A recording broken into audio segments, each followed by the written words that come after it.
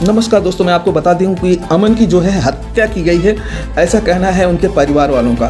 अमन का उसी दिन बर्थडे था दोस्तों। बर्थडे मनाने के लिए उन्होंने केक और जो गुब्बारे वगैरह है वो इकट्ठा करके रखे रहते हैं, लेकिन उसी दिन उनको अगवा कर लिया जाता है और उनकी हत्या करके रेलवे ट्रैक पर रख दिया जाता है, ऐसा कहना है अमन के घर वालों का। तो चलिए दोस्तों, हम वीडियो देखते हैं। अभी आप जो है बात सुनने जा रहे हैं, ये जो है उस बच्चे के नाना हैं और ये कुछ कहना चाहते हैं आप लोगों से, जो हमारे चैनल के माध्यम से जो ये वीडियो देखने वाले हैं, उन सबको ये बताना चाहते हैं कि इनके साथ कितना नाइंसाफ़ी हुई है और क्या क्या इनके साथ जो है पिछले 4-5 दिनों से जो है घटित हो रहा है। बताइए आप, क्या हो रहा है आपके साथ? हाँ दोस्तों, 15-16 मार्च 2022 को हम अपने घर रामचरितमानस पाठ करवाए। 16 तारीख को खाना खिलवाए, उसमें बफर सिस्टम था, सभी बच्चे खड़ा होकर खाना परोस रहे थे, वो भी आ गए, उसमें सम्मिलित हो गए। खाना खाए, खाना खाने के बाद हमारा लड़का खाना खा रहा था, खड़ा होकर उसको मार दिए हाथ से, उसकी पतरी गिर गई, पत्तल गिर गया नीचे। वो हाथ धोने चला गया पानी के पास, पीछे से गए, उसके पीठ पर एक हाथ मारे, वो लड़का गिर गया। उसके बाद वो दौड़कर फिर उसको पकड़कर मारने लगे। तब मैंने उसको वहाँ पहुँचा और उनको कहा, भाई हमारे बच्चे को क्यों मार रहे हो? कहें कि मुझको शराबी कहा। हम कहा तुम भी उसको शराबी कह दिए होते तो क्यों उसको मारा तुमने? उसके बाद उसके बाप आए, वो भी मार पीट कर लिए और हमको भी मारे 3-4 हाथ। आपको भी मारे? हमको भी मारे हैं। वही आज़ाद रमेश उपाध्याय का लड़का 3-4 हाथ पीठ पर हमारे जड़ दिया फटाफट। और उसके बाद उसका बाप आया, कहा कि हमने शेर पैदा किया हूँ, जाओ घर वालों को मार कर आओ। मुड़ में पगड़ी बांध कर आज़ाद उपाध्याय वहाँ से चला, हमारे घर पर आया, बेटी बहन को गाली गलौज दिया और बेटी बहन उसको पकड़ कर उसको भी गाली दिया, उसको भी जो है पकड़ कर ज़मीन पर गिरा दिया। उसके बाद वहाँ से उठकर वो भगा और जो है कि ये कोली में दोनों तरफ दीवार है पक्की, उसमें लड़ गया, उसके सर में चोट आ गई। चोट आने पर वो भाग गया जो है थाने पर, महाराजगंज थाने पर। जब मैंने पहुंचा तो वो वहाँ से चला आया था यहाँ स्वास्थ्य केंद्र। जब हमने पहुंचा तो वहाँ उसका भी इलाज हुआ। हमारे लड़कियों को भी चोट लग गई थी, उसका भी इलाज हुआ। वो वहाँ से रिपोर्ट बनवाकर, मेडिकल बनवाकर मुकदमा किए वहाँ जौनपुर दीवानी सिविल कोर्ट से। तो हमारे पास नोटिस आया था। हम 14 फरवरी 2023 को चले गए थे जमानत करवाने। राजन कृष्णा हमारे दोनों बेटे हैं, ये लखनऊ पढ़ते हैं, इनके ऊपर मुकदमा दर्ज किया था। हम इनकी पढ़ाई रद्द कर देंगे जिससे आगे न बढ़ पाएँ। और वही नोटिस आया था। हम चले गए थे इन लोगों को लिवाकर जौनपुर जमानत करवाने, और हमको बदलापुर से वो आज़ाद और नन्हे उपाध्याय ये लोग आगा पीछा करते वहाँ तक चले गए, दीवानी तक। लड़कों को मैं सतर्क करके एक जगह बैठा दिया कि बच्चों बाहर मत निकलना, एक ही स्थान पर रहना, क्योंकि दुश्मन पीछा किया है, कहीं घात कर देगा। हाँ, तो ये लोग वहाँ दांव नहीं पाए। ये लोग 3 बजे घर पर पहुँच गए और हम लोग वहाँ पर थे तो वो लोग वहाँ नहीं थे। हम शाम को वहाँ से हमारी छुट्टी हुई, हमारी लोग बच्चों की जमानत हुई, तब हम वहाँ से घर पर आए। तो घर पर 6:30 बजे पहुँचते हैं तो घर पर हमारा वो नाती जो है अमन सिंह की हत्या हुई है वो घर पर नहीं मिला। तो हमारा लड़का कहा कि अमन का केक जो है काटना है, आज उसका बर्थडे है। हम कहा चलो ठीक है, अमन को बुला लो, कहाँ है? तो अमन थोड़ी देर के बाद बुलाया जाने लगा तो अमन नहीं। जब घर पर पहुंचा तो लड़के लोग खोजने लगे इधर गांव देश में, इधर रोड तक, इधर उधर, लेकिन वो लड़का मिला नहीं। हताश होकर सब घर बैठ गए और रात का मामला। तो फिर सुबह फिर ये लोग खोजने लगे तो देखे तो मोबाइल पर फोटो आया था हत्या की उसकी। ते लोग पहुंच गए थे, बदलापुर की तरफ चले गए थाने पर, तो देखे लाश वहाँ पुलिस वाले लिवा कर लिटाए थे और उसको लावारिस घोषित करके भेजना भी चाहते थे। तब हमारा लड़का वहाँ पहुँच गया तो इसने कहा ये लाश हमारी है, ये लड़का हमारा है, हमारा भांजा है। तो यशो साहब जो यसाई साहब हैं, द्वारका प्रसाद यादव, उन्होंने हमारे लड़के को कलम और कागज़ दिया, कहा हम बोल रहा हूँ लिखो। तो इन्होंने लिखा, वो जैसे जैसे बोले वैसे लिखते गए कि लिखो कि लड़का रेलवे लाइन पहतियापुर क्रॉस कर रहा था, ट्रेन से लड़ गया, कट गया। हाँ, तो इन्होंने उस पर इतराज़ किया, लेकिन वो दबाव डालकर हम नहीं पहुँचे थे, इनसे लिखवा लिया। हमने जब वहाँ पहुँचा तो ये बताने लगे हमारे लड़के कि पापा हमसे ऐसे ही लिखवा लिए हैं। हम कहा सर ऐसा क्यों लिखवा लिए हैं? उस लड़के को शाम से वो गुम है, यहाँ उसकी हत्या करके लिटाई गई है लाश।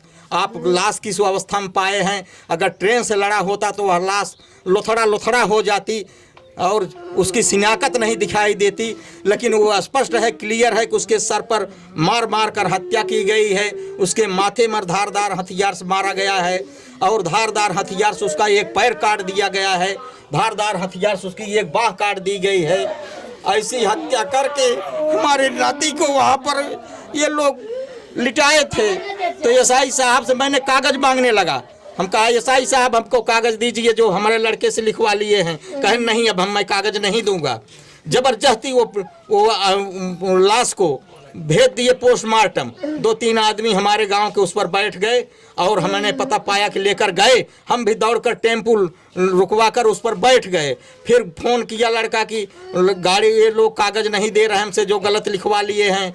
तो हम वहाँ से किसी तरह से फिर वापस करवाया। हम कहा ले चलिए थाने पर, हमारा कागज दे दें जो गलत लिखवाए हैं। तो वहाँ से लेकर हम थाने पर आया, पुलिस से बाता कहनी हुई।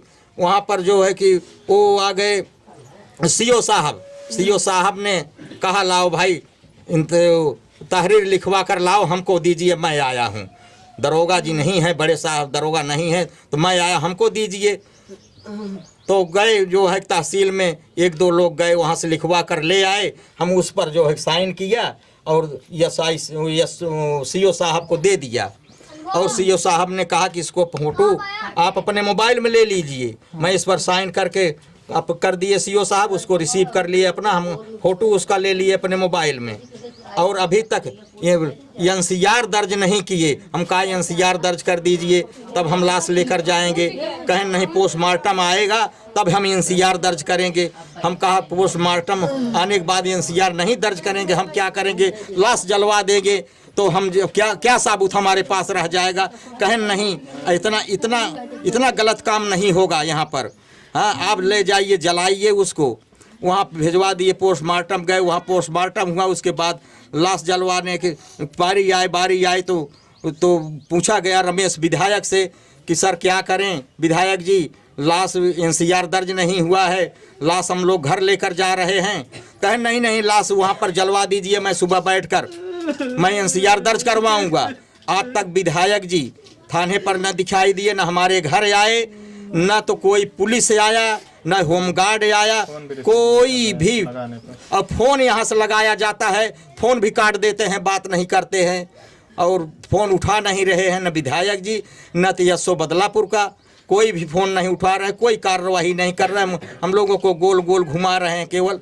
हम लोग इस अवस्था में क्या करें, कैसे कहें। शासन प्रशासन इतना लूज हो गया है। लोग कहते हैं कि भाजपा की सरकार बहुत अच्छी सरकार है। हम कैसे माने कि भाजपा की सरकार बहुत अच्छी सरकार है? इतना बड़ा कांड हुआ, कोई हमारे दरवाजे तक नहीं आया, तो कैसे कहें कि भाजपा की सरकार बहुत अच्छी है? हमको न्याय चाहिए।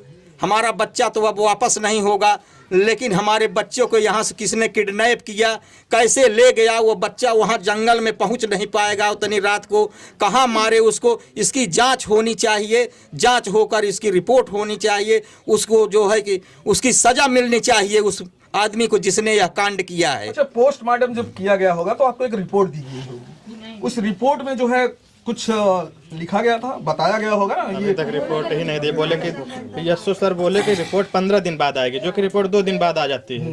हाँ, तो अभी तक लोगों को दिया नहीं गया, नहीं दे रहे हैं, कह रहे 15 दिन बाद आए। बोलिए। हाँ, दूसरे दिन हम थाने पर गया, हम कहा हमारी रिपोर्ट आ गई है सर। तो थाना प्रभारी थे, आवास में बैठे बैठे आधा घंटा इंतजार किया। 4-6 लोग हम थे अपने घर वाले। कुछ देर के बाद पुलिस जाकर बताया कि कोई बैठकर आपका इंतज़ार कर रहे हैं। बुलाया तो यशो थाना प्रभारी आए, ये सच्चो साहब वहाँ पर पूछे कि क्या बात है। हम कहा सर जो कल डेथ बॉडी आई थी उसकी रिपोर्ट आई कि नहीं आई? कहें रिपोर्ट 15 दिन के बाद आएगी। आप अपना फ़ोन नंबर दीजिए। आएगी रिपोर्ट तो हम आपको बुलवा लेंगे।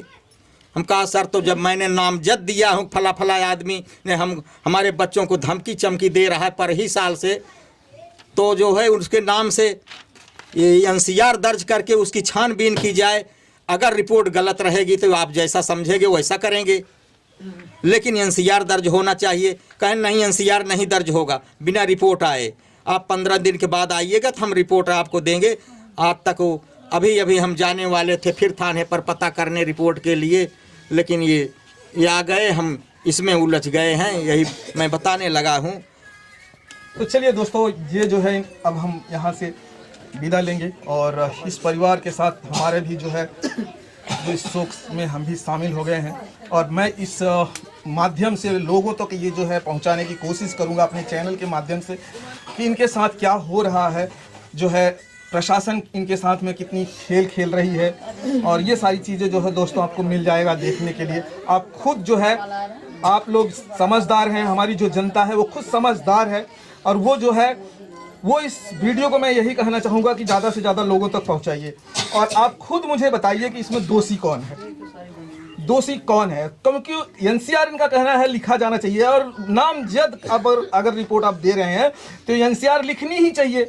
अब पुलिस वाले इस पे जो है लीपापोती कर रहे हैं, सिर्फ इनका कहना है कि विधायक जी जो है उसमें उधर से सपोर्ट कर रहे हैं, इसके लिए जो है इसमें कुछ केस हमारा जो है दबाया जा रहा है।